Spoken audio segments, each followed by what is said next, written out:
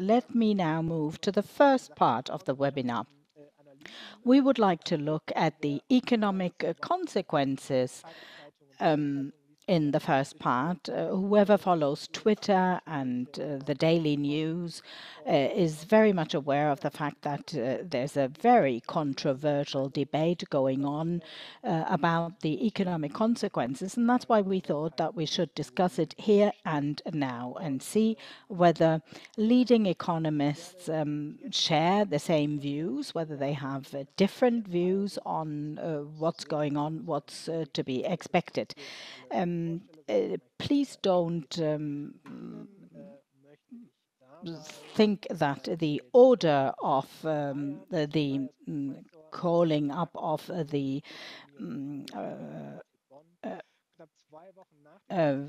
guest speakers is by any means meaningful. I'd like to introduce Christian Bayer. He's an economist at the University of Bonn, and he's also a CESifo affiliate and has published a study, a very recent study, and last week for the together with colleagues of the German Institute for Economic Science, they also looked at fiscal policy consequences, for example, and I don't want to say anything else, but simply pass the floor to him directly. Mr. Bayer, we're very happy to hear you. Thank you very much. I have a few slides I want to share with you. I'm going to speak mainly about this first study mentioned here with the team. You can see here on the screen. Here you have the figures we researched, and we can have a discussion on what the conclusion for economic policy is from all this. As to the background, about 30% of primary energy consumption. Well, these figures are not extremely updated. They're from 2020, I believe, is from Russia. Especially in the case of gas, the Russian proportion is extremely high. Which I think is well known by now. Oil and coal are transported via ships or pipelines over the whole world, but have a local market also. And as to the oil, we have a strategic reserve, a partial strategic reserve. And therefore, in our paper, we took as a baseline the fact that oil and hard coal are not, as to their markets, the basic problem. If there is a Russian embargo of exports towards us, or if we ban imports from them to us. Therefore, we focused on gas as core of the problem. In the talks with the energy experts in our team and outside the team, we estimated roughly what could be substituted in a relatively easy way in the gas market, i.e. Things that work with Russian gas at the moment. And there is unanimity, even though, well, it all depends what the margin is, how many percentage points. But nevertheless, it was said that we should first go into the fast coal-fired electricity production, and can see what we can do here, how much nuclear energy and lignite could then be added. And then over the summer, we can have a look at the energy terminals in Belgium and France. Let's see how the storage are there. And then you find out that about 30% of the used gas of the gas in the Federal Republic would lack until the next winter, or in the next winter. So the situation is relatively clear. The problem is, how big is the problem? If you have a look at how gas is used in the German economy, then you can see that roughly 20% of gas consumption is for electricity. Of the remaining 80%, there are 3 parts, equal parts, that go to industry, households, and to the service sector. Not exactly 33% of this part, but more or less. And as to the industry, there is a high concentration. You see the 3 hugest consumer sectors mentioned here: the chemicals industry, the food sector, and metal processing industries. But 2/3 of the gas, which is not used for electricity generation, is used for heating buildings, residential buildings and commercial buildings. And what is important in this respect is that this consumption, as is logical, takes mainly place in winter. And the influx of Norwegian gas would be sufficient for the industry to make it over the whole summer. And with the storage reserves we have, we could also make it into the winter. So from now, we have a window of more or less 6 months in which we can adapt, take measures, and reduce the damage. But if you have a closer look now as to the 3 sectors, which are the biggest sector for gas consumption, well, then you see that as to the number of employees, in comparison to the 3 sectors which were mostly concerned by the 2020 Corona crisis, there are differences as to the employees, if not as to their part of as to their part in GDP. A lot of money is made in these sectors, but as to the number of persons who work there, 1.5 million persons, and in the 3 sectors which were massively hit in the Corona crisis, 2.2 million persons. The distribution, the composition is a little different if you have a look as to whether men or women work mainly in these sectors. Now to our model calculations, we have established various economic models. And the most simple model is the one you see here, which you have in this function, you have capital, work, and gas. And you can then look into the literature in which you find a lot of research. And from what you find there, you can estimate how high the substitution elasticity and the demand elasticity would be. They are more or less at -40% for industry and -20% for households, so that a quadrupling of the gas price at the market for wholesale customers would lead to a 30% reduction in consumption. But we have lower, we assume lower, we can also assume lower substitution elasticities. 10% would be conservative. In any case, this model is relatively simple. There is no development structure built into this model. But this model is not that interesting, I believe. Therefore, we had a look at another model, a model which has a very extensive industry structure. 30 industries are covered by this model, which have a structure in which the products of one industry is used in another industry. This is also part of the model, these interchanges. So this model is a little bit more exact and leads to an increased damage. 40 countries, as I said, are in this model, and this makes possible to see an important channel via which damages could be lessened, i.e. by the importation of energy-intensive products instead of importing the energy itself. If you think of basic products in the chemicals industry, for example, urine materials or other energy-intensive products, manufactured products like steel, raw steel, then you can see that you can also import the products. instead of the energy as bulk sometimes. These things can sometimes be transported as a bulk. They are standardized. I mean, if you need urine acid, then, well, it's urine acid all over the world. There is no difference. So there is a world market. And if you have looked into the question of carbon taxation, well, then I can tell you that this problem of the imports is there a big problem. The EU has also recognized this and has therefore come up with a cross-border adjustment mechanism.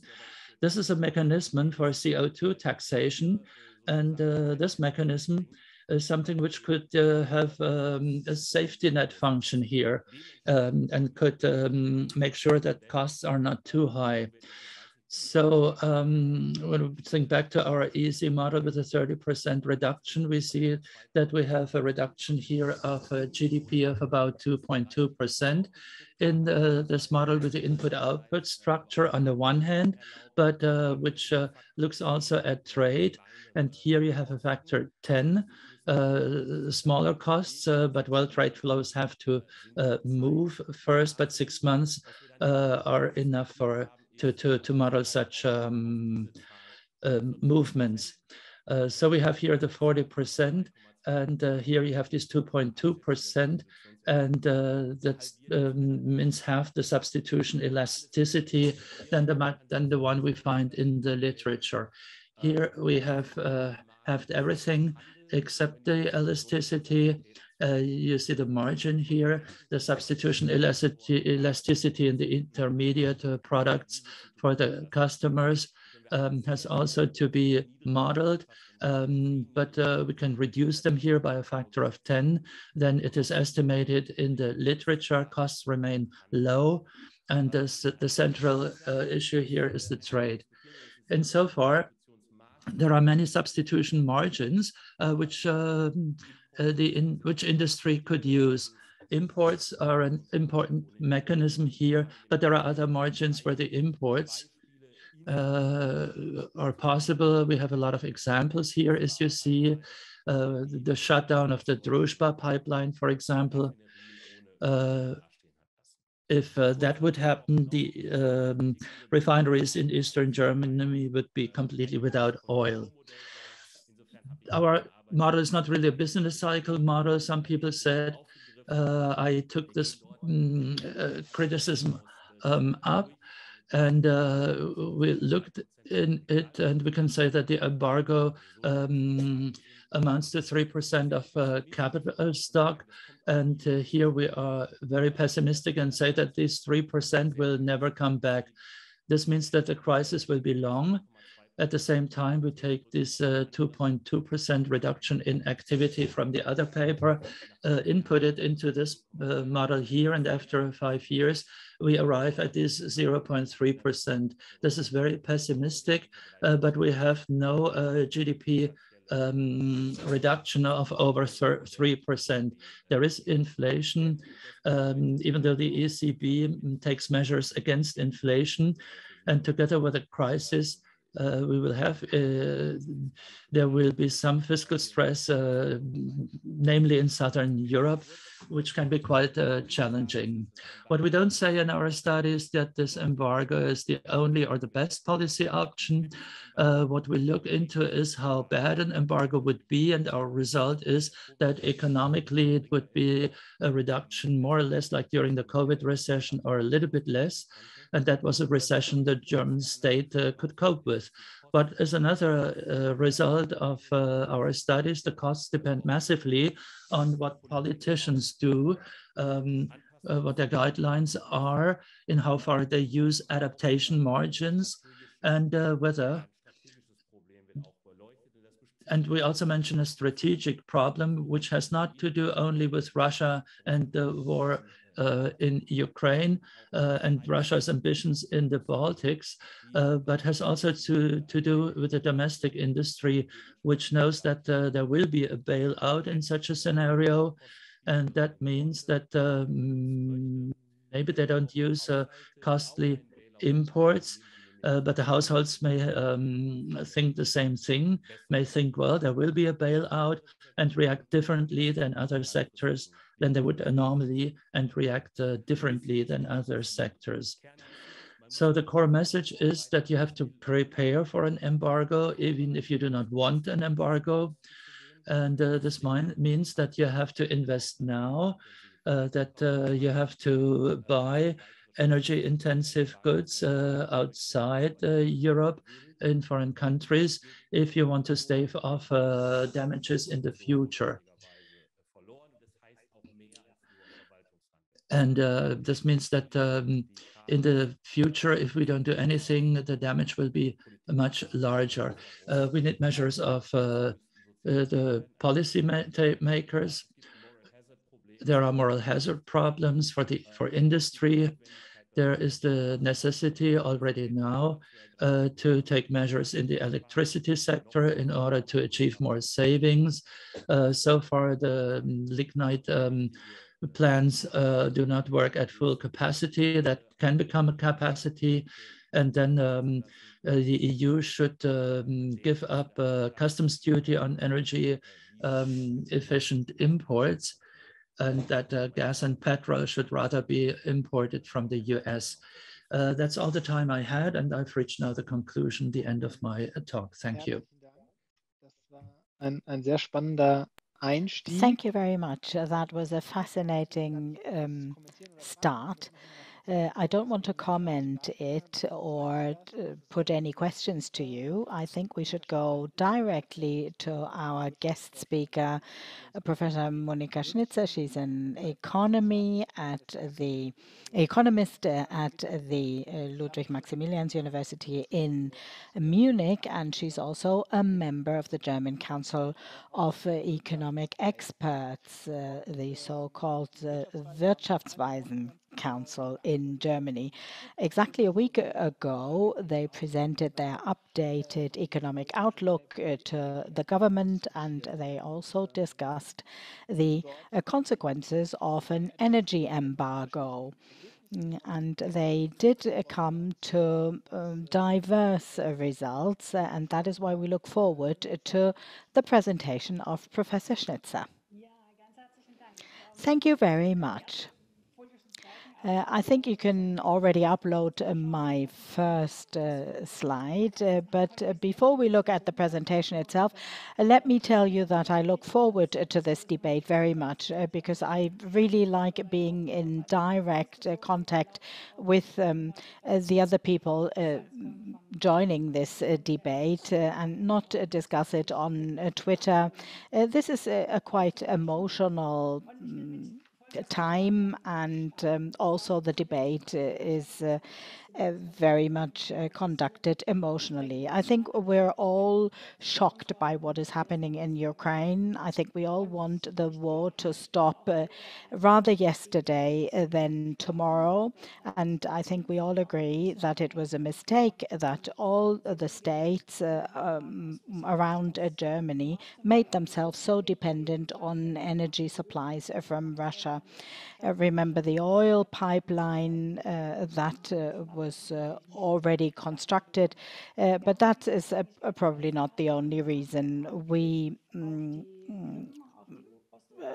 continued with that dependency even after the takeover of Crimea, the assault on Crimea, and we never fought for our independence in gas supplies. It was always said that we could always produce hydrogen, but it wasn't very intelligently handled. I think we all agree. We're perhaps not of the same opinion on how the war can really be brought to an end very, very quickly, and how we can get out of this gas supply dependency. And I don't think that we have the same outlook on the cost developments of such an embargo for Germany or for the rest of the world. And I think that we should really separate the discussion, the political discussion from the economic discussion and the moral moral or ethical debate. And that is not so clearly differentiated or separated in the social media, unfortunately, which makes it more difficult to proceed. In the Council of Experts, we do have different opinions. Whether or not to go for an embargo is assessed differently. But when we submitted our update on the economic outlook last week, which was the regular moment at which we should normally present it, we did manage to agree on a position, and I'll come back to that. What we did by ways of preparation was that we looked at the studies available as of now, and then we described all the different aspects that were looked into in those studies, because they only look at partial aspects of the whole picture. And then we came to the conclusion that the overall consequence will probably arise from the accrued presence of these aspects and not of the individual aspects.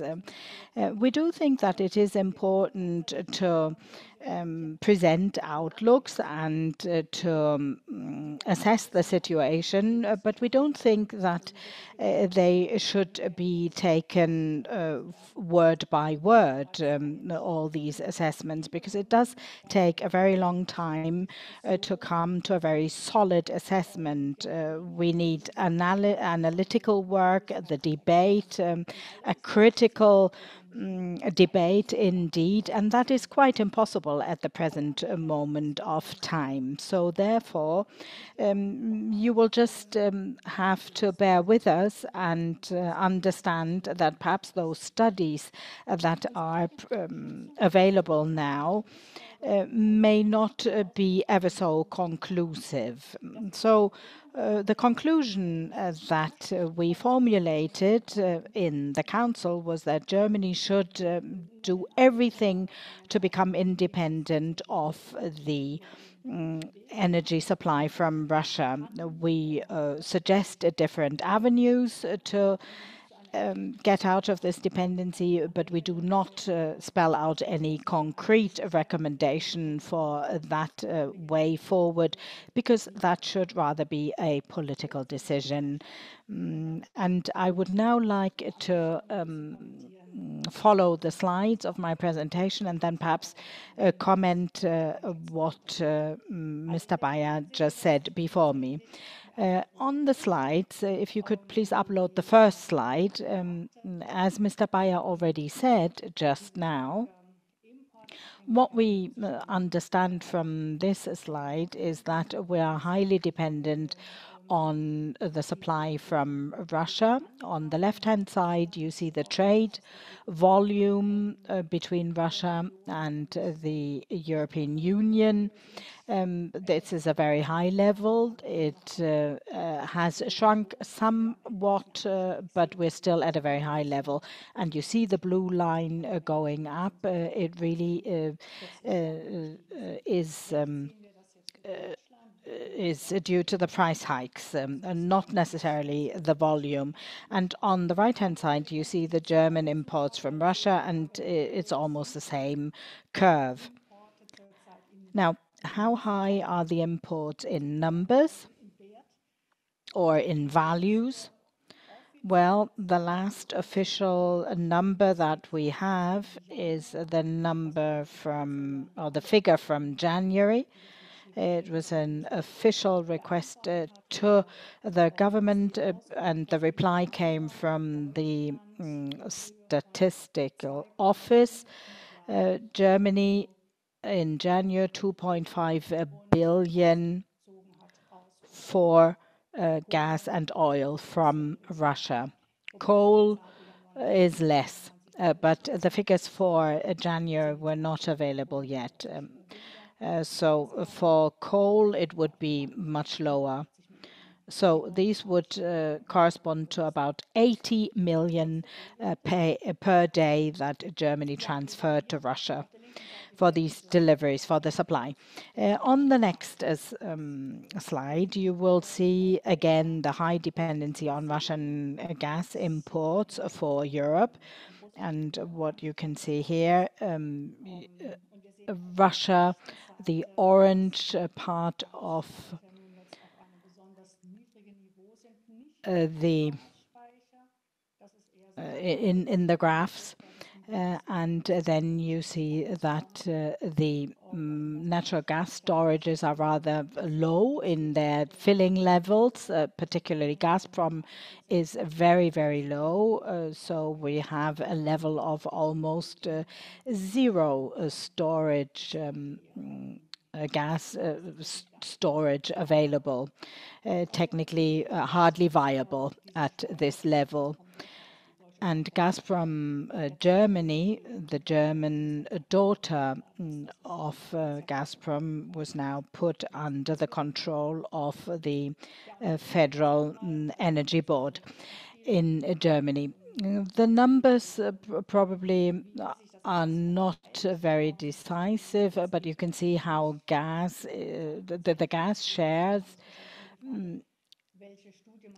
as to the recipients, it depends a little bit on the studies that you look at. One third goes to industry, another third to the households, and then to other recipients. And you also need it also for the power supply and other purposes. How can it be substituted? Is it easy? Are there opportunities to substitute it?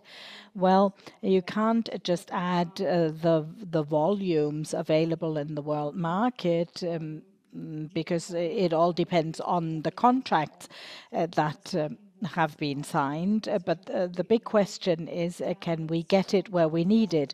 And we already talked about the LNG terminals, which we don't have in Germany.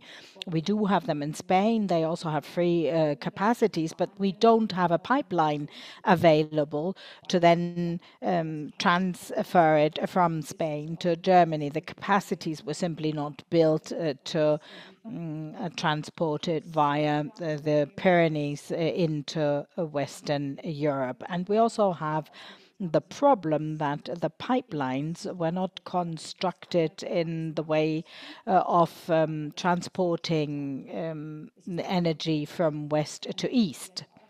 They were never built that way. So for the moment, we also make gas deliveries to Ukraine, and I think we really have to reach out very far to the east for gas. And then another thing should be added, and that's we're talking about completely different gas. Russian gas is totally different from Dutch gas with high calorific values and lower calorific values. So you can't simply substitute one gas for another. So there would be many frictions if we were to substitute gas deliveries. On the next slide, you will see that we looked at all the available studies or at many of those studies, and they develop scenarios of the German bank, for example, then the ECB, IFO. They all published their studies, and these are scenario calculations. They all chose different scenarios. Sometimes they looked at a temporary import stop, then they looked at higher prices or not so high prices, and that's why they come to very different results. On the right-hand side, you will see what sort of a deduction would arise if the assumptions were correct. and how much additional inflation would arise. On the next slide, again, you see the studies of the ECB, of Oxford Economics, Goldman Sachs, and the IMK, and they all result in about 1 to 2 points. Only the Goldman Sachs, I think, went up to 6. And on the next slide, no, sorry. These are similar studies offered by the OECD. And then this is exactly the study that Mr. Bayer mentioned with the different scenarios and assumptions on different productions, on statistical data, how high could the prices rise. That would then become the basis for the calculation. And Mr. Bayer already said that there are, of course, the amplifying mechanisms in the macroeconomic terms are not being reckoned with in these calculations, because you would then normally trigger fiscal reactions, but they have not taken them on board. On the next slide, you'll again see the studies, the Baki studies also, so they rise, they all end up with 2 or 3%, and with the statistics, if the prices were to rise, what does it mean for Italy, Poland, France? For example, Italy would be harder hit than we, for example, France much less than we, because they use far less gas than we do. They don't have such a huge chemical industry as we do, and they count in the main on nuclear power. And that's also one of the reasons why there is no pipeline between France and Spain, because they don't need it.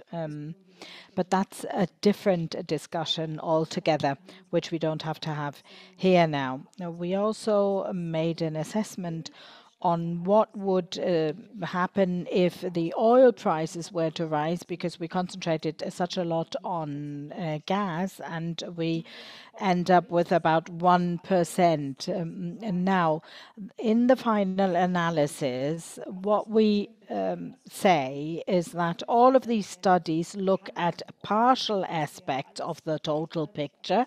None of the studies can be complete. And as I said at the outset, that is extremely difficult, not only because there is so little time available to produce these studies, but we don't have the comparative figures either. We haven't had a shock quite like that before. So we can't calibrate studies accordingly. And that is why we come to the result that we need to accrue those effects, perhaps not 1 + 1 + 1 or 1 to 1. They're very, very different consequences and effects, but they really have to be taken in conjunction. And in the press conference, we said, okay, between 2 to 5%, perhaps based on our considerations, that would be rather realistic, but against the backdrop of a huge uncertainty. And it should not be understood as a maximum level. And perhaps I should also come to a number of further aspects which Mr. Bayer already mentioned, because he was talking about the substitution elasticity, which can also be derived from earlier trade models, but they never really were based on such massive changes, a reduction by half, for example, that really is a major change, and a much bigger change than just upping the prices a little bit. And it was said that perhaps it could be substituted by other imports. That, of course, is also a consideration, but we're not talking about standardized products. We're talking about very specialized products, and that really is the very much the tradition of the industry in Germany. We don't produce steel, we produce specialty steels, for example. And perhaps I should leave that to the debate. Perhaps we'll come back to those aspects. So what we agreed upon at this moment in time is be careful, the risk is huge. What we can say for sure is that it'll be a major shock, and we cannot exclude that the shock will actually come, even if we don't want it. Even if we don't opt for an embargo, a stop of supplies could come our way. So the dependency of industry, for example, must be overcome. We need to reflect on alternative sources of energy. We could also reflect on prolonging the lifetime of the nuclear power plants, of substituting gas by other energy sources, as I said, and of course, energy savings through a better energy efficiency can also be generated. We have a lot of district heating systems in our country. There won't be the concepts, the systems, the workforce available to really change that completely around within a year's time. But we do need to find an exit strategy from the dependency on gas deliveries, or energy deliveries indeed. So explicitly, we did not take a position on whether an embargo should be agreed or not. We just said, be prepared for a stop in the energy supplies. Whether it is initiated by Russia or whether it's decided by Europe or by Germany. We certainly reflected on the different scenarios. We are not sure whether this would stop the war, whether this would lead to a demise of the regime of Putin, whether perhaps quite the contrary would come true. The people would perhaps support him even more. We don't know. We don't know whether the people would walk out against him. And so many critical persons of Putin are leaving the country in this present time. It is not up to us to take a judgment. That is something that perhaps the military experts and the politicians can best judge. We are economists. So I don't think that we can go any further. We can try and formulate an outlook and come up with an estimate of the economic consequences. We don't know, however, whether that will stop the war. It is up to the politicians to reflect on this and to decide which measures would be most efficient and effective, and whether perhaps there would be other measures that would reach the objective in a better way. And what would this do to our economy and to our people if we initiated the embargo immediately?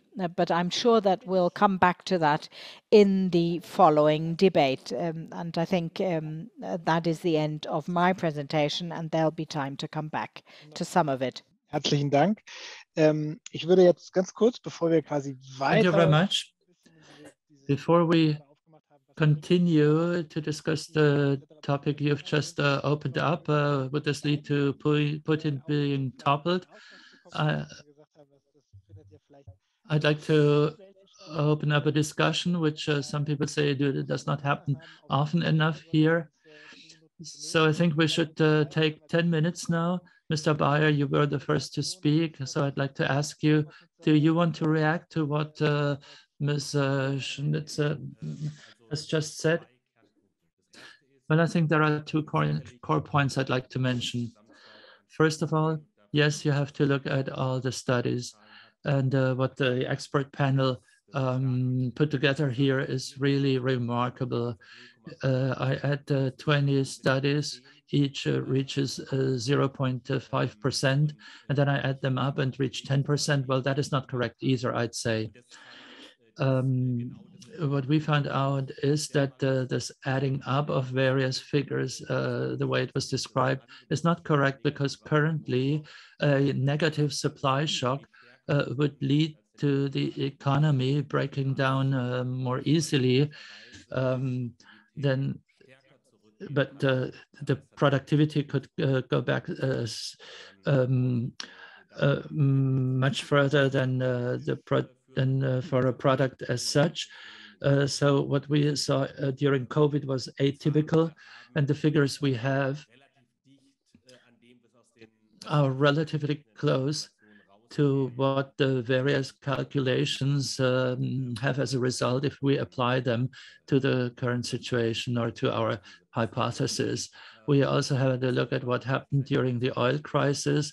As a matter of fact, a lot of things happened at the same time. Therefore, it's difficult to draw a conclusion. This is one thing. And another thing is that I had a look at the report of the expert panel, and many things are impressive.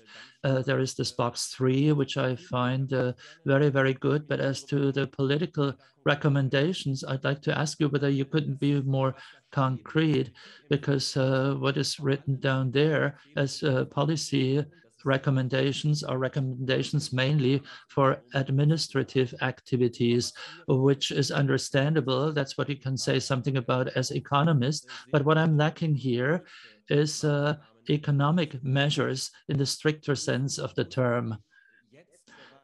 Shouldn't we already now set strong economic incentives for households? For example, we could offer them a credit of 20 euro cents on the kilowatt hours gas they used in 2020 or 21, but also announce a tax of the same amount for gas consumed in 2022. In this case, households would have the possibility to make savings and would then not lose money. Suggestions of this kind is what I'm lacking in your report. And then as to the industry, yes, we have a moral hazard problem. That's true. It's absolutely clear that for good reasons, and well, Germany would be possible to do it, despite higher debt levels after the pandemic, that we will hit hard the concerned industries. We need support for those who work shorter working hours, like as in the industry sectors, as we did it during the pandemics. We will help the companies, and we will have direct support. These are things we can do, but that leads to this moral hazard problem. And Germany very often criticizes other countries because of that, the Greece, Spain, and others, you name them. This is what is lacking here completely. This problem has not been raised, is not discussed. The industry has not enough incentives to substitute energy imports. And what you said about Putin is not really what it's about. You don't have to replace high technology products. That's not what we're saying. Just the normal standard of products that you find on the shelf, fertilizer production, for example. It doesn't make sense that you produce fertilizers in the Federal Republic. Most of what we use in this field is not produced in the Federal Republic anyway. So there we have possibilities to act. The same is true for urine acid. Very energy intensive, but you can import it. Then raw steel is produced in the Federal Republic, but is not a high-tech product. There are high-tech steel products, but not all of the steel products produced currently in Germany are high-tech products. There are many things which we can import from the US and are good enough for our cars. We could also reduce trade barriers for high energy intensive products. So your expertise is very vague and does not give the policy any idea of what should be done. Especially that we should prepare an embargo, how we should do it is not said. Certainly some things will be painful if we try to find substitutes for energy intensive products. This will cost jobs now, but it's a good investment, even though it's very painful at the moment. And sometimes you have to just take the bitter pill as policymakers and have to protect those who are hardest, who are hard hit, employers, employees. And I'm really curious to see what is said in the second part of our discussion when we talk about diplomacy, because if we continue as always, we give a very important weapon to the Kremlin. I have to interrupt you, even though I don't like to interrupt you, but I would like to give Ms. Schnitzer the word. Yes, I noted a lot of things of what you said, and at the end, we're going to have more people who can take the floor. So I'll take your last point. If you want to resist Putin long-term, then I think it's important that we do this from a strong position. And that when it comes to sanctions, we think well about what we can do without weakening ourselves. And the gas embargo, this is the one embargo that weakens us most. We were talking about other things, coal, oil, other restrictions of exports, but there are still many, many things that we can do and which will also hit Russia. We'll have to analyze whether they achieve their goal. But a gas embargo would weaken us so massively that we would then not be able to impose these sanctions in the long term, because in such a situation, maybe we'll have to stop them after a short time because we're not able to stick to them any longer. If you have a look at petrol prices, you see that it's already a problem and that people are not ready to spend much more. And then we have to see how the politicians react. The FDP in Germany, for example, they have the elections in the Saar, the 5% hurdle, and that's why they wanted really to decrease the taxes on petrol. So policymakers will maybe not resist for long. There are 2-3 more points I'd like to touch upon now. It's good that you say we need innovation, we can improve especially in a situation like the current one. Innovation is my middle name, I'd rather say, because this is also my domain, innovation. And I'm normally quite confident that there are possibilities to improve things, to substitute things. But on the other hand, you cannot expect that all this can be done so quickly. Most of the fertilizers we don't produce ourselves, we import them. By the way, from Russia, we imported a lot of fertilizers from Russia, then steel. What we produce is mainly special steel, specialized steel. The other types of steel are produced in Asia mainly. And well, during the war in Ukraine, we see what can happen when products are not delivered from Ukraine. Cable cranes, for example, Volkswagen cannot work in Wolfsburg. And we also realized what happens that when there are supply shortages for chips, for example, which means that we still have reached the level of before the pandemic. We still are about 1.8% below the pre-crisis level. We thought we would have a growth by 1.8%. If that's true, we will have reached the level which we had before the pandemics, but we wouldn't have had any growth during the pandemic. But now we have the Omicron wave, which means that we have to reduce our growth forecast from 4.6 to 1.8%. And now we're talking about energy prices. There is a lot of uncertainty. And what's happened so far was already so costly. And then Omicron, which is not over yet. And then think what can happen in China in this respect. There are many, many more things which are still awaiting us. So at this point, I think it is fair to say that you should worry. And it's not really comparable to Corona. In Corona, we closed down our restaurants, our theaters, our cinemas, but not intermediate products. I mentioned a lot of examples for products which cannot be substituted easily. In the chemical sector, for example, products are very much interwoven with one another in this industry. So processes are not scalable.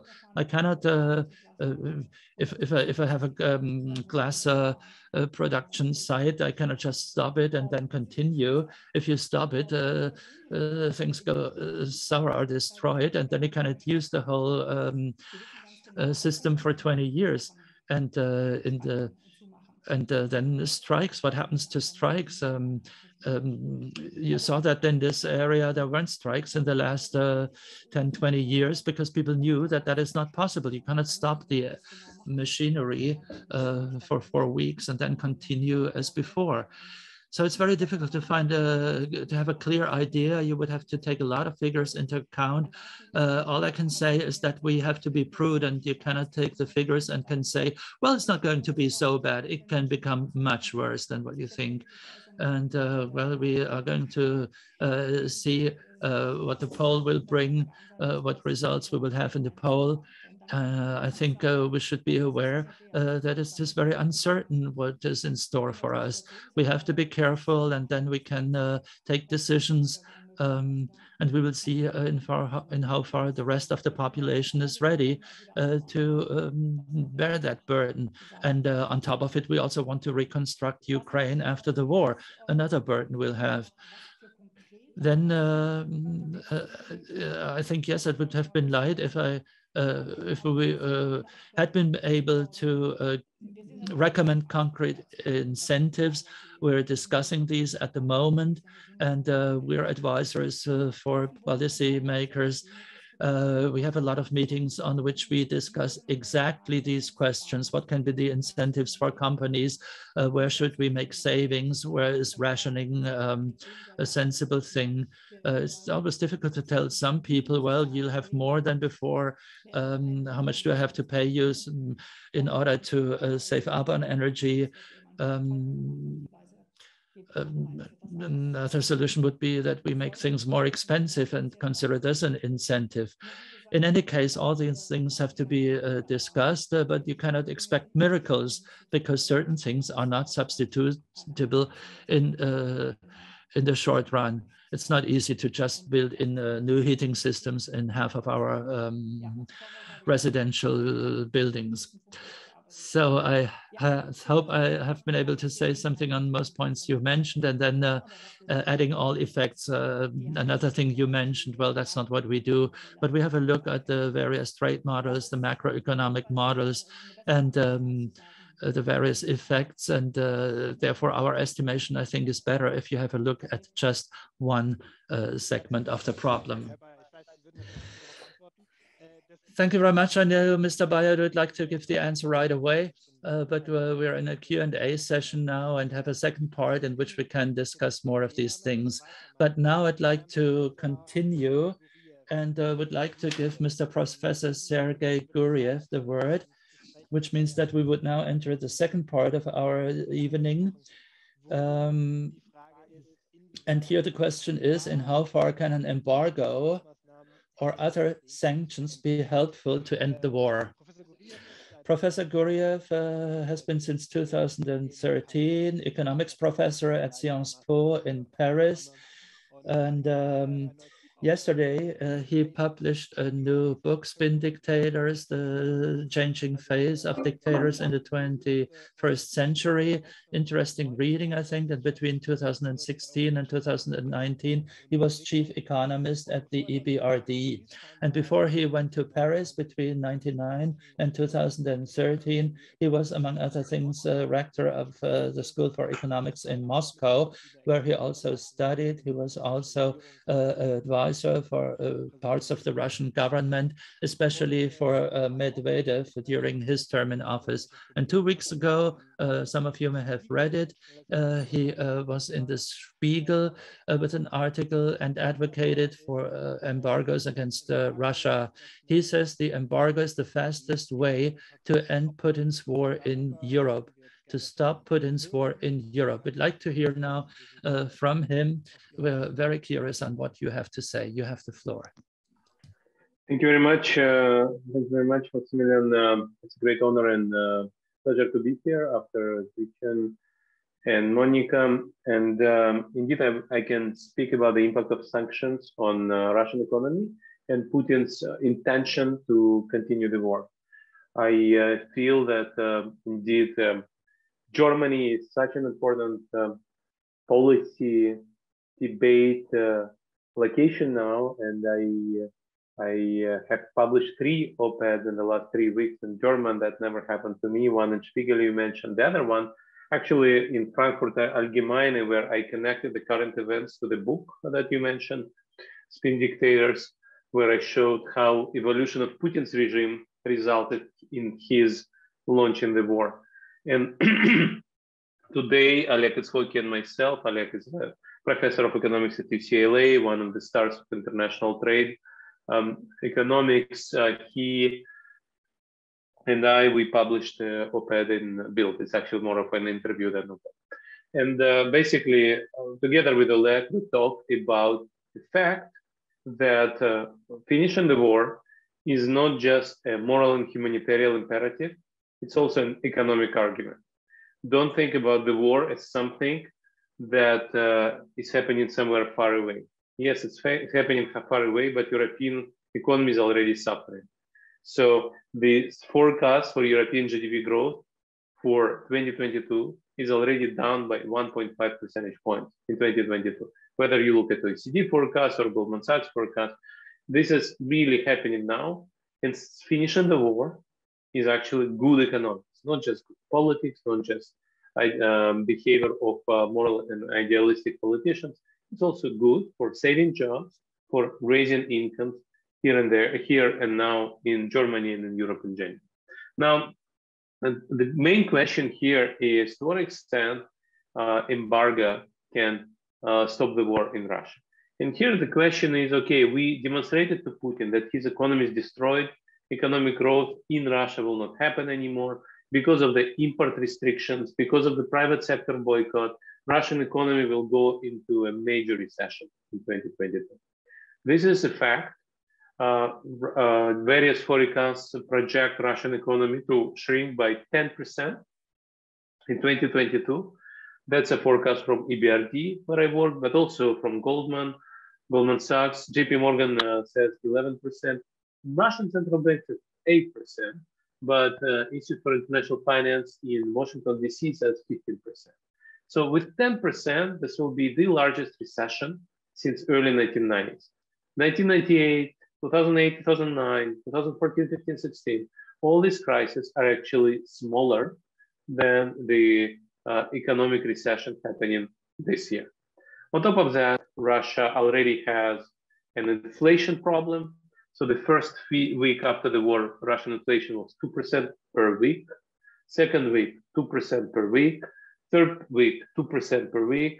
Fourth week, 1% per week. And last week, which was fifth week of the war, 1% per week. So inflation in the first 5 weeks of the war was 10% already. 8% already. Year-on-year inflation by now is almost 20%. So Russia is in a macroeconomic turbulence, let's put it this way, and the recession will be huge. Now, is that enough to stop Mr. Putin?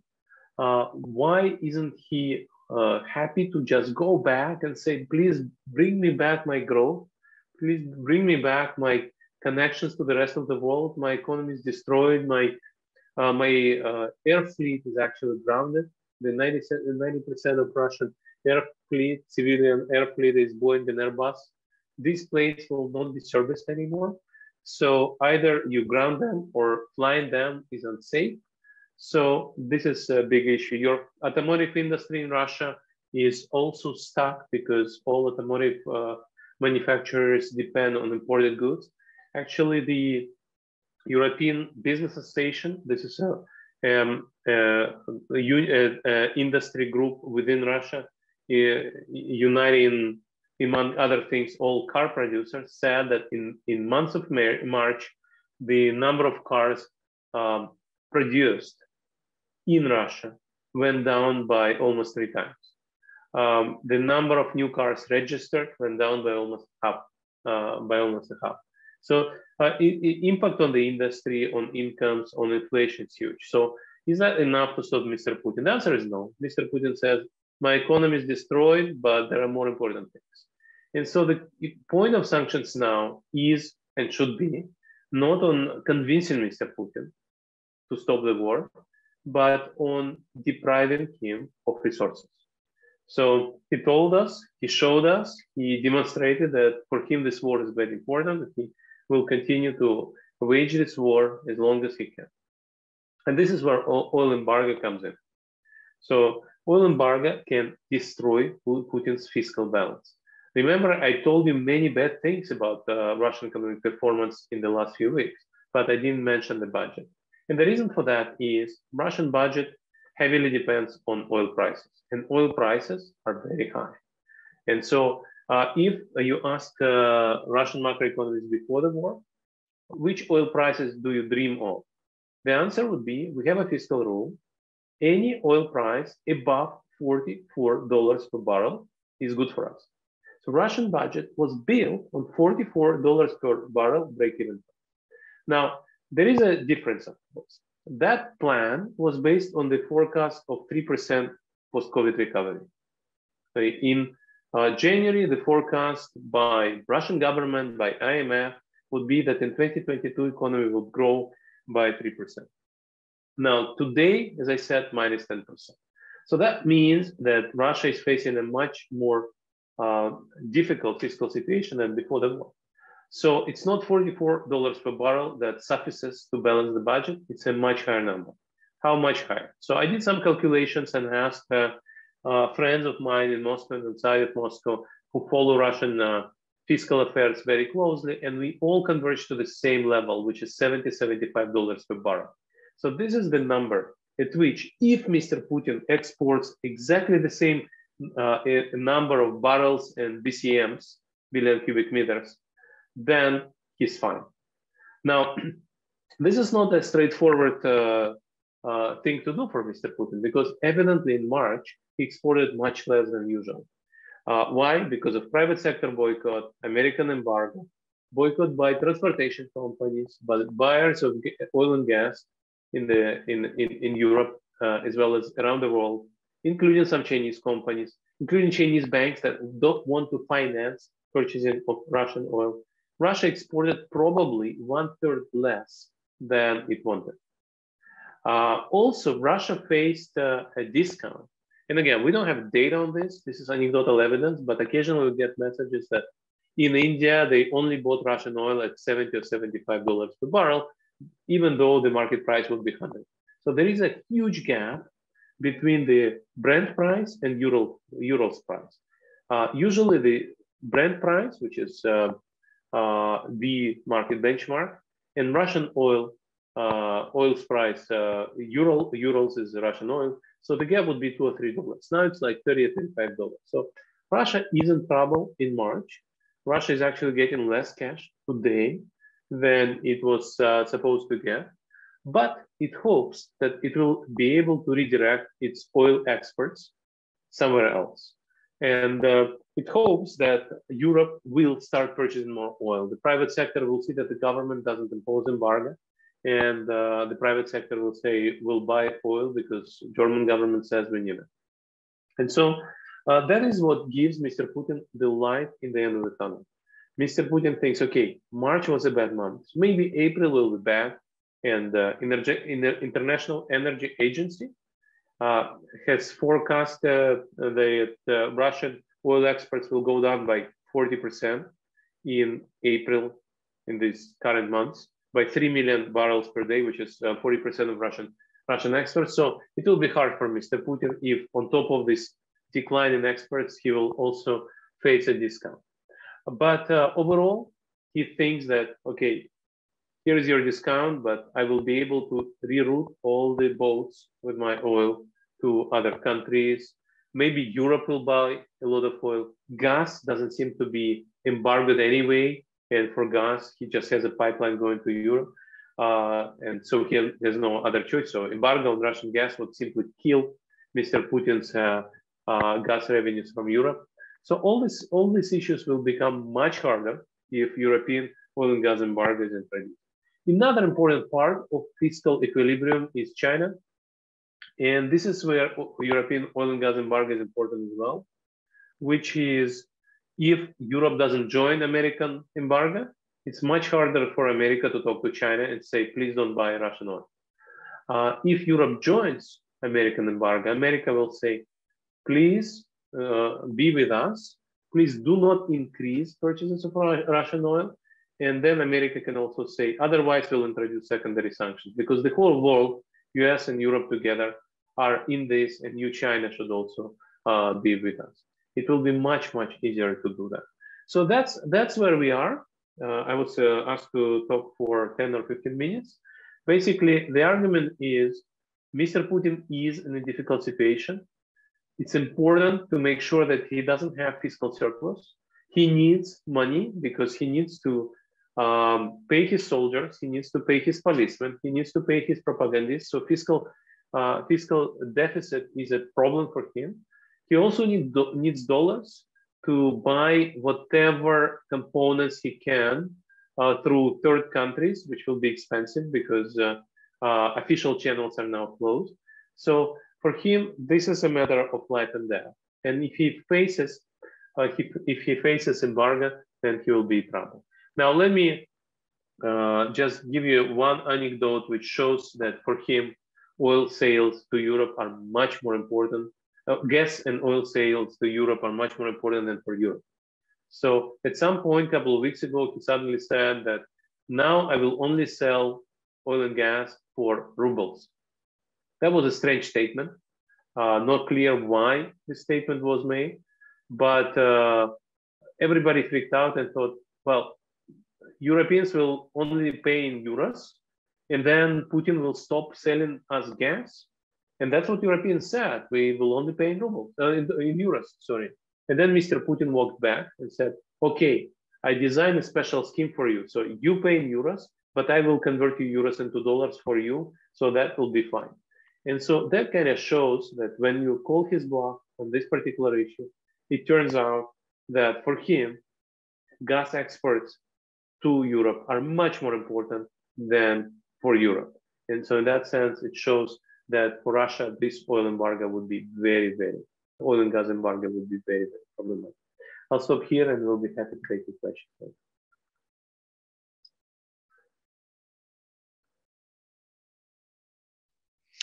Herzlichen Dank. Bevor ich jetzt weitergehen, thank you very much. I have one question, something that was mentioned several times.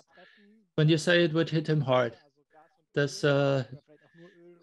brings him to the brink of the end, oil and gas. What's the time frame we're talking about? Because we've heard that we would really maintain this embargo for a very long time. What do you think? How long would we have to impose an oil and gas embargo in order to achieve change? Thanks. So I would say that he will have to. Can you hear me? Yeah, I would say that we don't know. And we are probably talking regarding matter of months, because this is how much it would take for a full inflationary meltdown to take place. So either he needs to cut fiscal spending dramatically. Don't forget that oil and gas revenues in Russian budget account for 30-40% of federal budget's revenue. So it's last year it was 8% of GDP. This year it would be more because oil prices are higher. So it would hit him hard. And one option he has is to print money, and that would result in runaway inflation in a couple of months. He knows that, and this is why I think he will not do that. So the war may start as a matter of weeks rather than even a couple of months. So that is something that I would suggest. Can he run a macroeconomic crisis and the war at the same time? That would be really, really unthinkable when the whole Russian domestic economy doesn't function, like Germany in 1920s and 30s in hyperinflation time. And on top of that, he sent soldiers to Ukraine. It's just hard for me to imagine. If the economy is collapsing, soldiers' families will probably tell them, look, things are not fine at home. So I think it's a matter of a couple of months. And then it doesn't mean that Putin is gone. No, he'll probably just negotiate some kind of ceasefire, exit Ukraine, and he may actually keep the land he's grabbed by now. So it will not be a restoration of peace before the war delimitation, before the war front line. But at least the active hostilities will stop. And so this is something that I would think. And then Mr. Putin will remain in power for I don't know how many months or years, maybe decades, but at least he will not be able to fight this war. Vielen Dank. Ich denke, das war nochmal ein ganz wichtiger Punkt. Thank you very much. I think this was a very important point. And now I'd like to give the floor to our last invitee, Dr. Volker Weichsel, who studied political science and Slavic studies in Mannheim and in Kiev. He has a PhD on national political traditions and European policies in the Czech Republic. He's an editor for the monthly journal OSTEUROPA, Eastern Europe. He knows the region very, very well, and I'm really looking forward to what Volker Weichsel now has to say, especially with a view to the situation in Eastern Europe, as to the requirements, wishes, fears. As to the embargo, what is the Eastern European view on that? You have the floor. Before I speak about Eastern Europeans, I'd like to give a certain structure to the whole debate. Imagine that we have here political scenarios and a risk analysis. When it comes to risk analysis and future scenarios, you normally do two things. You try to estimate what the dimension of an event is, i.e., that's the red line, and that's what we heard described by Mr. Bayer and Ms. Schnitzer, in which we try to find out what political action means, what damage it might cause. And then on the other hand, you have the probability of for something to happen. So if we have an embargo, that is then a probability of 100%, but that because that's been decided politically. But the question is, how high is the probability that we have that we achieve the objective we want, i.e., that Putin is toppled, is evinced, and that the war ends. We have been looking at the economic side, and what we heard from Mr. Bayer and Mr. Guriev is convincing. I think he's right. The economic damage is very high when it comes to oil, much higher than when it comes to gas. But what the colleague has not said is the political probability of this economic damage being transformed into the eviction of Putin or into Putin being ready to negotiate. And this is something which I think we cannot really judge. We are not political scientists or social scientists. We're not virologists who have models with which they can have exponential computations for Russia and then say, okay, on May 17th or on October 25th, then the Putin regime will be evicted. Therefore, we have to be clear in this respect. But we have also to see that conversely, the same thing is true. If people say, well, whatever we do, Putin cannot be toppled, then implicitly you argue the same way as if you knew what is going to happen, but you don't. And you have to say, nobody, no political decision maker can say that. In the history, we saw things which people thought were impossible. For example, the breakdown of the Soviet Union. We thought it was forever. But then within a few days and without a lot of noise, the Soviet Union crumbled and was not there anymore. So history teaches us that we have to take all these things into account. This means that while the technical considerations, the economic considerations, what the damage for us would be is important, but the political dimension is something that cannot be lacking, because what's been lacking so far in the discussion is the question, what would be the foreign policy damage and benefit. And we can say that there would be, especially for Germany, an external policy damage, which would be gigantic, which you cannot quantify in euros or dollars. And now I'm reaching slowly the issue I was supposed to talk about. Primary Europe, primary in the Ukraine. You have to imagine that there it is absolutely clear, irrespective of economic models, that it would be an opportunities to help people with an embargo. There are men and women which defend their countries, their territory. Their sons are dying in their cellars, and they say, please help us, try something. But we cannot build on the risk. Maybe he will be toppled, maybe not. We have to see what the external policy damage would be in one case or in the other. And I think we have to try something, no matter what the end result is, because in the end, the question we will be asked will be, have you done your utmost, or did you lack the courage to do that? And that's true for the Ukraine, but that's also true for all the Baltic countries. That's true for Poland. It's true for the Czech Republic. And this leads us over to the other European states and countries. And here you have to say, yes, true. There are countries which are opportunistic at the moment, which play the game, which have their domestic problems, which are reluctant. And certainly there are countries which remain in the windslip of Germany in a certain way and do as if they were in favor of the embargo because they know that Germany is not going to decide on an embargo.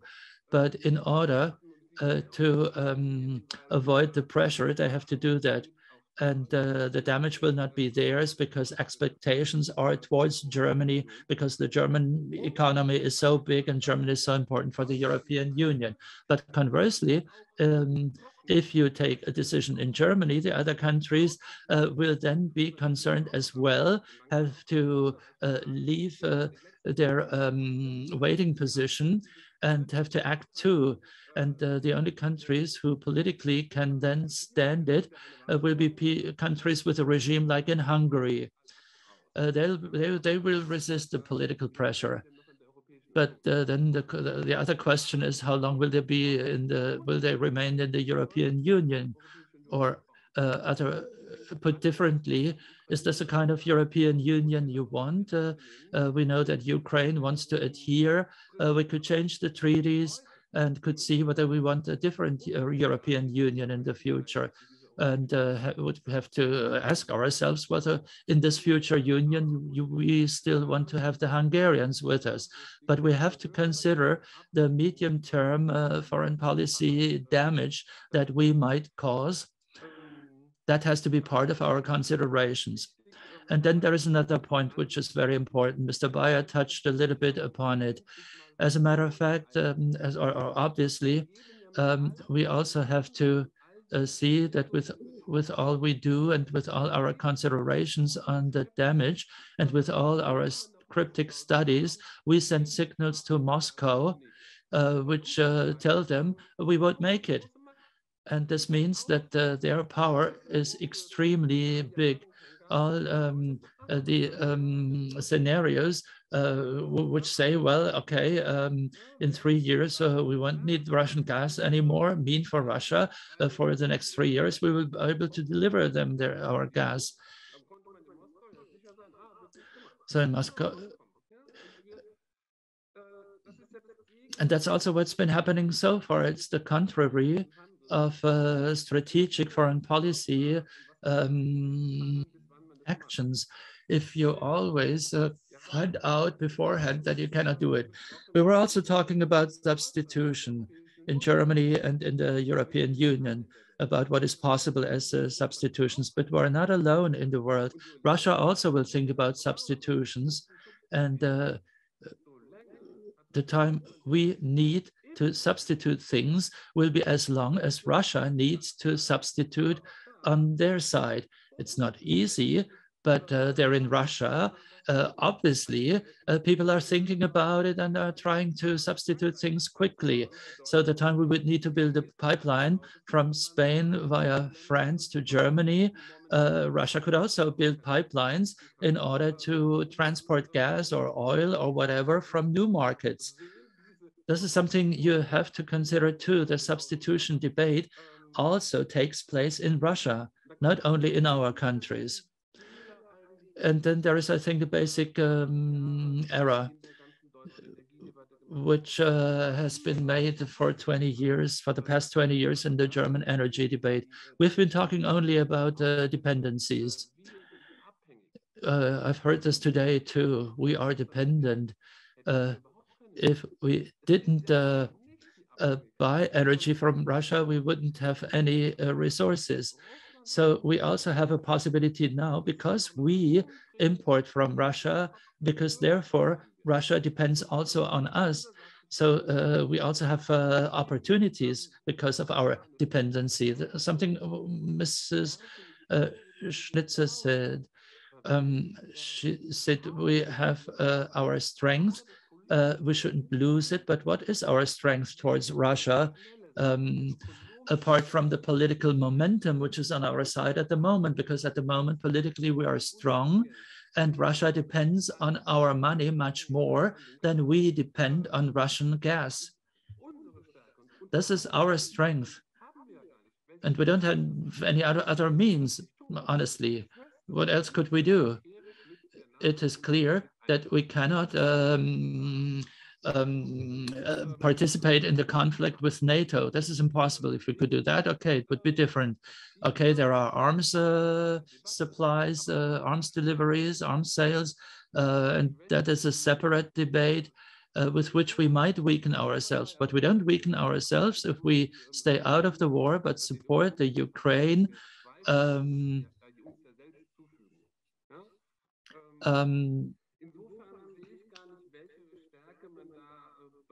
and therefore, I do not know what you mean if you say we should maintain our strengths. Which strengths do we have that we should preserve?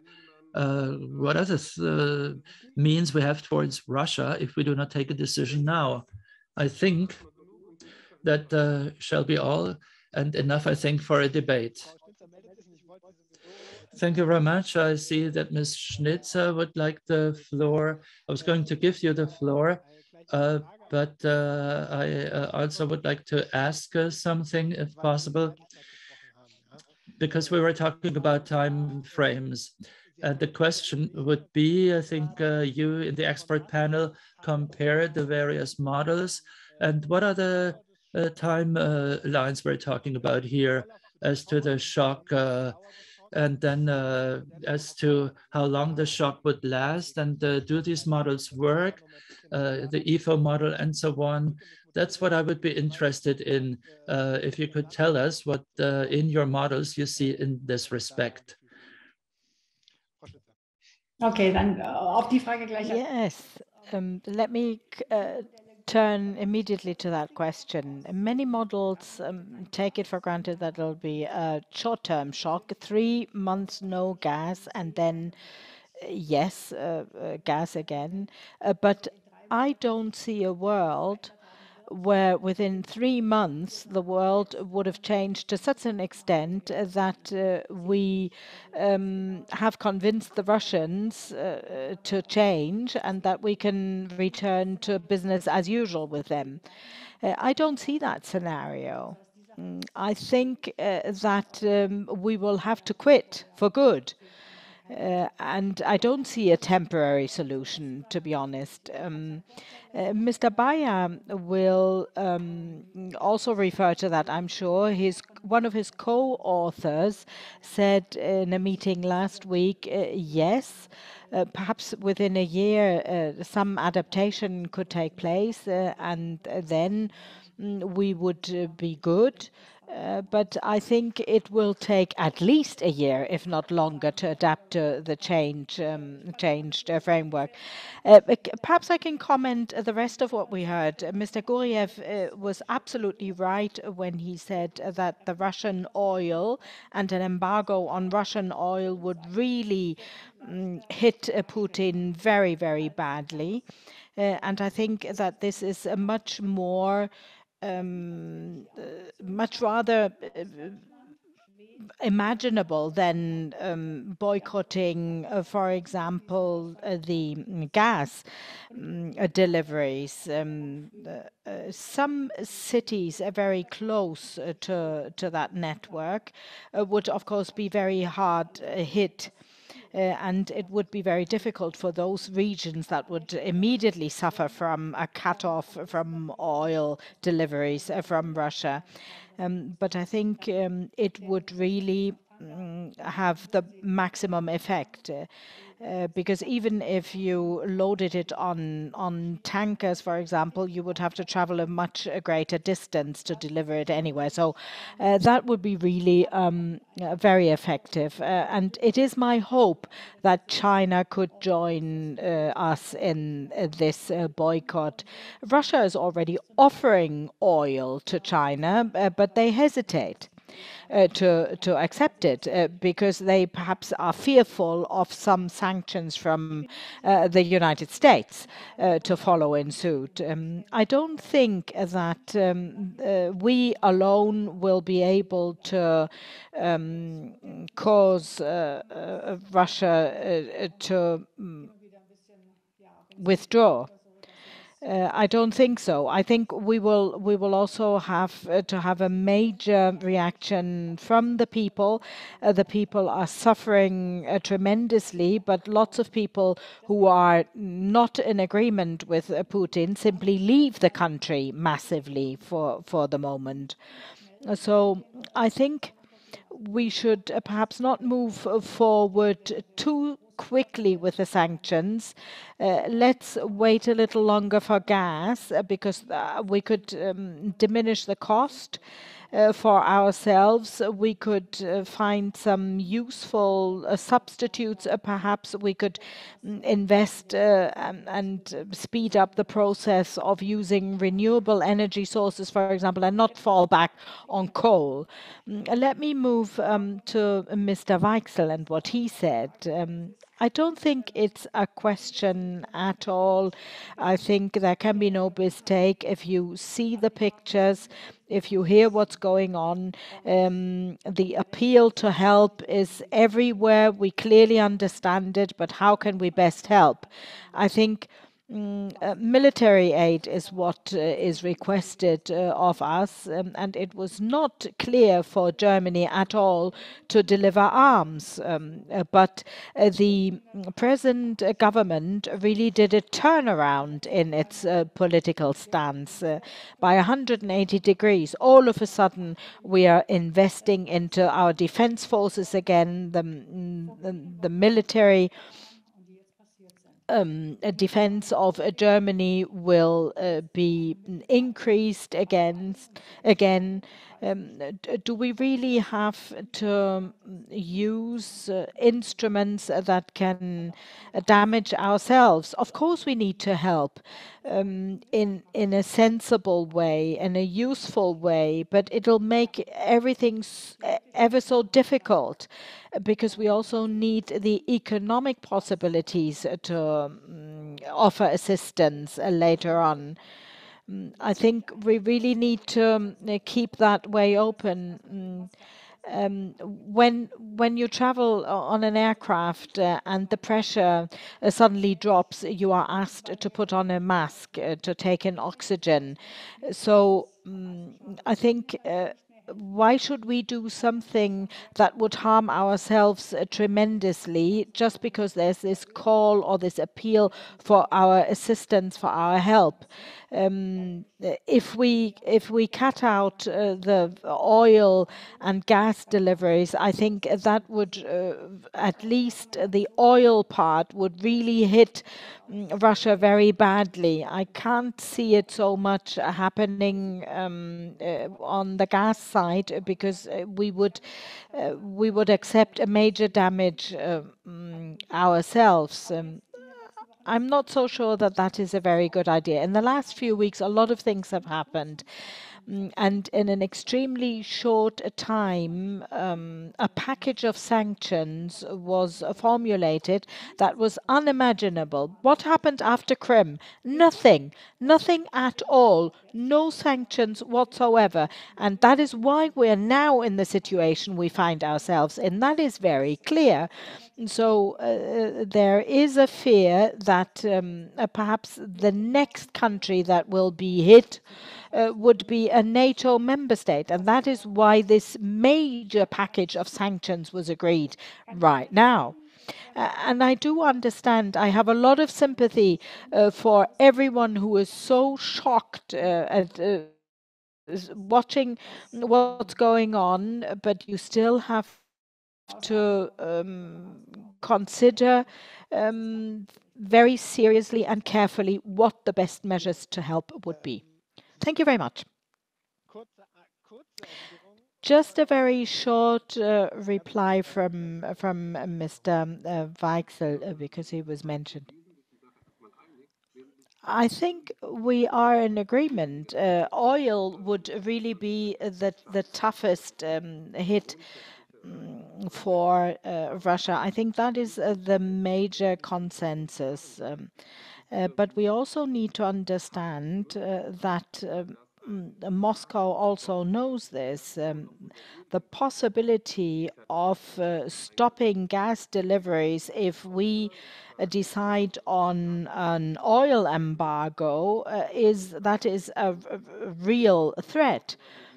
So you mentioned that, and that is why I would like to take it up again. I never talked about the pictures that we see. That's not what I meant. We do have victims. We deplore dead victims, and of course we need to carry on, but we need to carry on maintaining our political room of maneuvering. And I talked about the damages not only to the Ukrainian people but to all our European partners. It is a strategic decision that we must take now. So it's not a short-term moral decision or reaction because we want to help really quickly and immediately. No, we need to take very careful foreign policy decisions and also to have a risk assessment, of course. I think it would be good to take everyone else in, but I would also like to give our audience a possibility to come in. But Mr. Bayer, I have another question to you because that's a question that was voted up. The gas contracts, are they take or pay contracts? And if a gas was no longer delivered, then what would that do? That's a question I can't reply to. I'm afraid. I am sorry. I don't have any expertise on that. I am a market economist. Perhaps the energy policy experts would be able to reply to that question. I really wouldn't know what would happen. But there's another point that Mr. Weichsel raised, and that was the question on how to interpret the scenario, whether the war will end swiftly and whether it'll end in a catastrophic way. This is a foreign policy dimension, of course, of central importance, because it's the existential threat to the Baltic states and Poland and all the other neighboring states.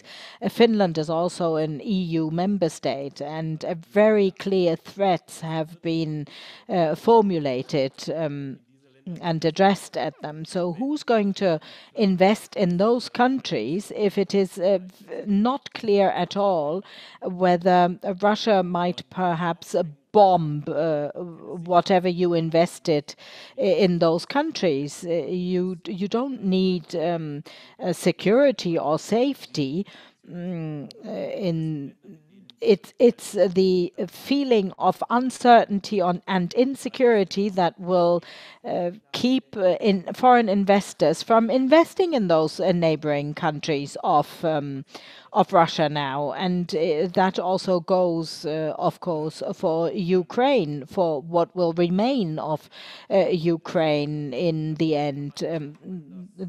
Some safety and security is needed, and perhaps we could all enter into a new armament round in order to feel safer again. But it all depends on the next moves.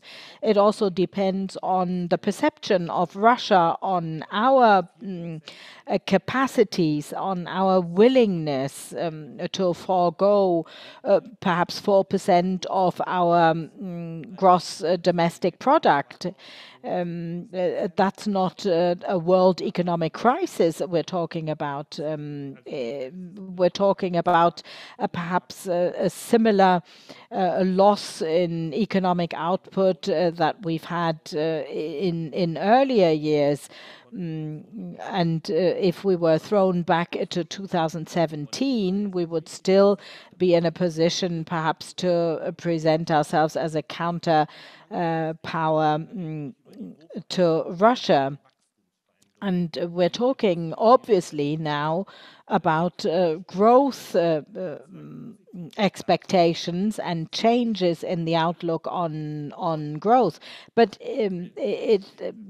it does boil down to investments into safety. Mr. Guriev, your hand is not up any longer, but you had raised your hand, and I would like to give you the opportunity to perhaps come in once again. Please do take the floor. And I also have another question to you from the audience, and which has already been discussed on Twitter, and that is the question: what would it mean if instead of a gas embargo or a stop on gas supplies, a very high import tariff or a tax was levied on gas? How do you think the effect would be pan out for the European Union? What would be the difference for Russia?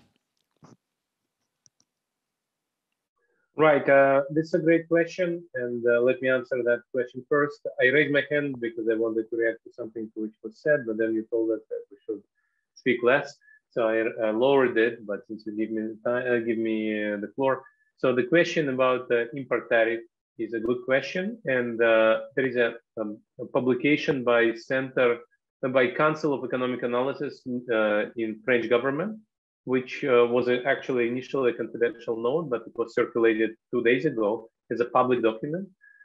It's co-written by, co-authored by actual Christian's co-author Ben Moll, but also by David Baquet, who's one of the leaders in this literature in network economics, which helps to estimate the network effects, as well as French economist Camille Landais from London School of Economics, and Philippe Martin, the chair of this Council of Economic Analysis.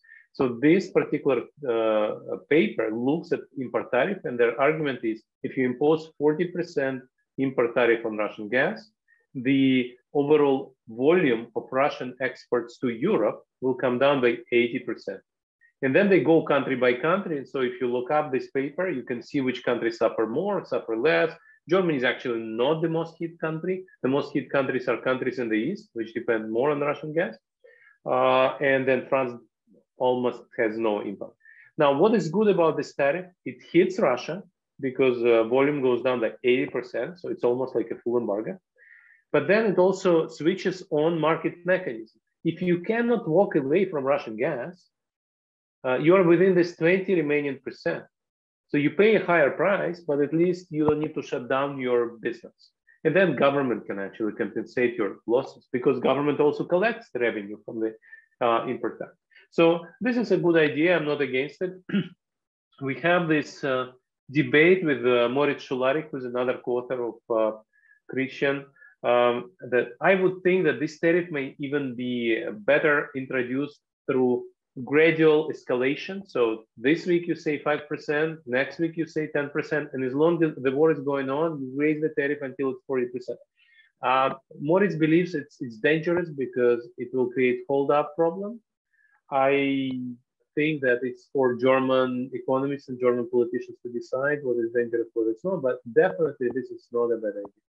Now, quickly, a few points on what Monika and Volker talked about. One is oil versus gas. Yes, oil is much more important for Russia than gas. Last year, oil revenue was 3 times as big as gas revenue. And all gas is indeed pipeline gas, as Monika said.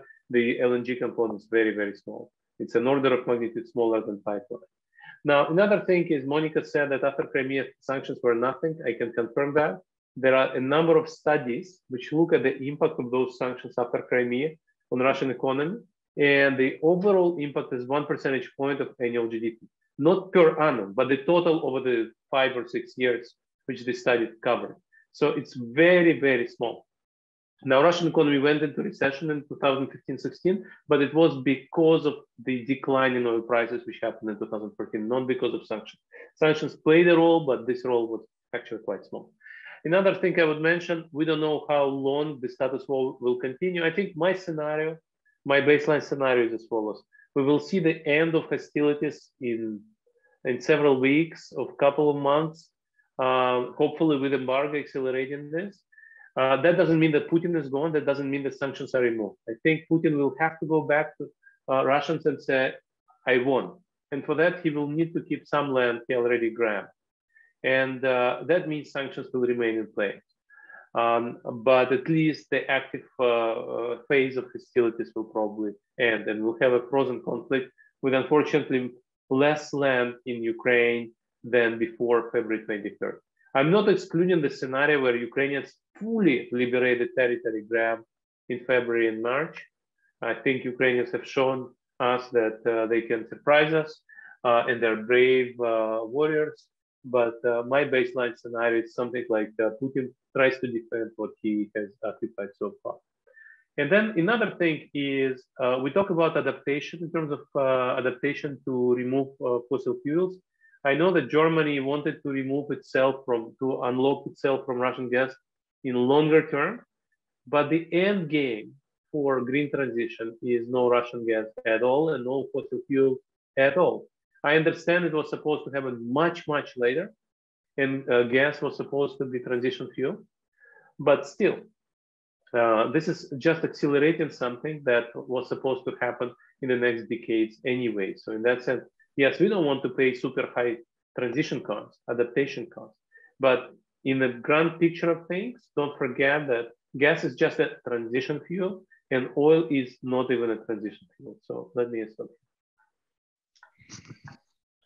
Vielen Dank. Jetzt war ich selbst gerade ausgeflogen, ist mir auch noch nicht passiert, aber es hat ja, es läuft ja noch alles. Schön. Thank you very much. I was thrown out. I've never had that before, but I'm happy to see that you're still at it. I would like to give Volker the floor, and then Monika Schnitzer asked for the floor again, and I think we're almost reaching the end of our event. I would like to reply to the pick or pay question. Legally, that's correct. But we know that the primacy is for the politics. So therefore, we need to keep and maintain the rule of law and the legally binding contracts. But the basis for all of this is confidence in the future, trust in future relationships. But there's been a massive violation of international law, which means, of course, that we can hardly trust the contracts, and we're simply now banking on the primacy of political reactions. We are trying to upkeep the rule of law, but there's hardly any basis for that.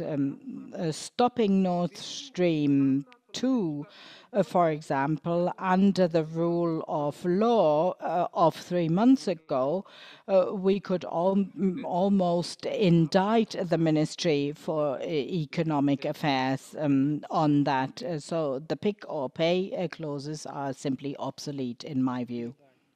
Dann Frau Schnitzer, und ich gebe Ihnen auch noch. Thank you very much, Ms. Schnitzer, and I'd like to read out 2 or 3 questions from the audience. With a new tool, we have a lot of anonymous questions. Therefore, I cannot tell you who asked the questions. On the issue of energy savings, In many details, many measures are called for. And we have this debate in Europe. We are calling for car-free Sundays or a speed limit on the German motorways. But it looks like we cannot impose that in Germany. Maybe the expert panel has an opinion on this. I'd like to ask this question to you too, because embargo is one thing, but there are other possibilities to reduce dependencies and consumption. So I just start with the question which you've just asked. It's remarkable, yes, that many countries do have a speed limit, but we don't. We always thought that we could sell our cars better if we don't. And this is indeed a topic we've been talking about. As to the takeoff pay, the contracts, I think Mr. Weichsel expressed it well. In such an extreme situation, then we annul contracts. That's what we are going to do. But Putin also will annul contracts and maybe not deliver what he should according to the contracts. But then there is no contact anymore. So this would be not a negative thing, would not be negative for our reputation in the rest of the world. Then what Mr. Bayer talked about, the existential risk for the Baltic countries. Well, I think this is something we have to take very seriously. I do take it seriously. And because I take it seriously, I think it's important that we support, but that we support by investing into our defense, into investing into NATO, because currently we are not in a position in which we can really support these countries. So we need these things, but for this we need energy, we need the manufacturing processes. And that's another good reason for us, I believe, that we should not harm ourselves in an area where we need our strength. Oil, as I've been saying, is something which we do not necessarily need from Russia. We could talk about other possibilities, but I think we should not, without having thought about it well, weaken ourselves in such a way that later we cannot support the countries we need to support any longer. We have to make a contribution there, and I think that will cost money.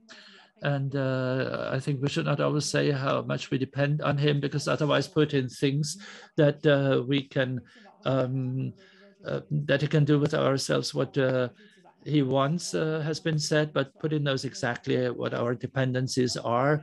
We live in a free country. That's why we can talk about these things. And I think this is nothing we should not say openly.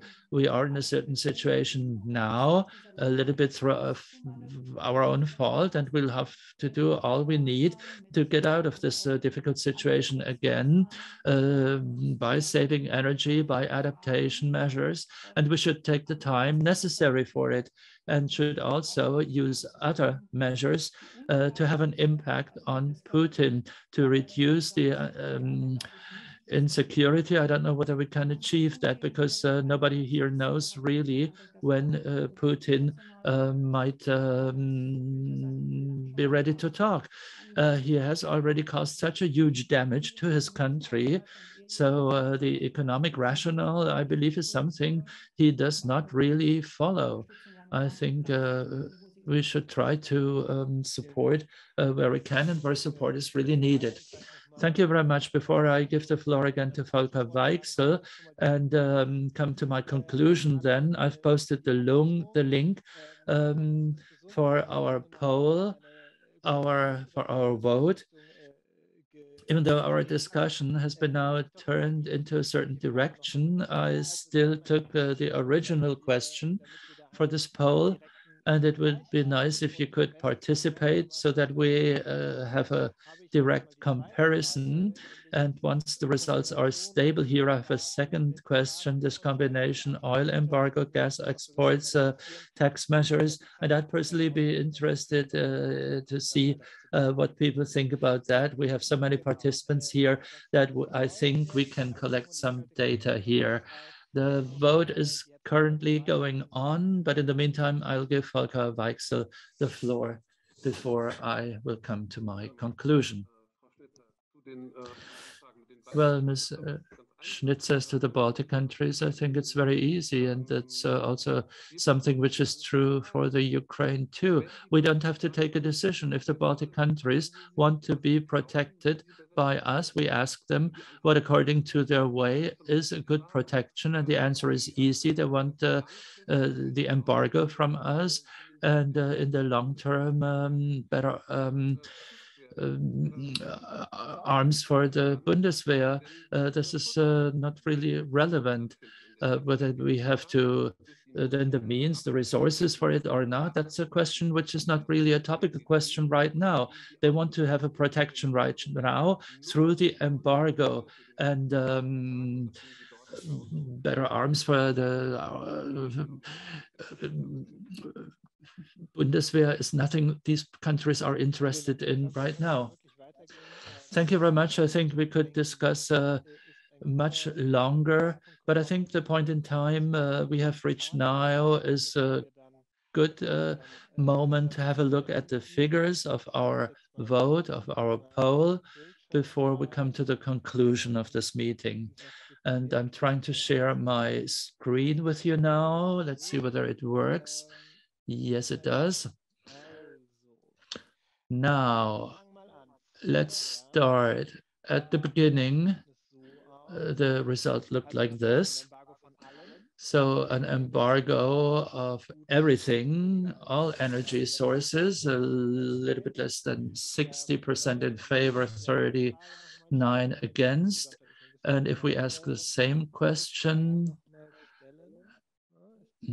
now, let's see. I have to deactivate this function here first. And now I'd like to see the result. Doesn't seem to work for the moment, so I will have a look at it here. Here you can see it, 60 to 40. Not a lot has changed thanks to our discussion. What I think is very interesting is the combination oil embargo and gas import levy. The 500 persons who participated in the poll seem to consider this their favorite. They seem to be convinced by the arguments they have heard. Well, I'm very excited to see how things continue at the European level. We have heard today that Hungary is going to block the proposal for a coal embargo. They have at the same time the problem with their rule of law. So it will be interesting to see whether we find European solutions, problem area, I believe. And as Volker Weichsel said, even if we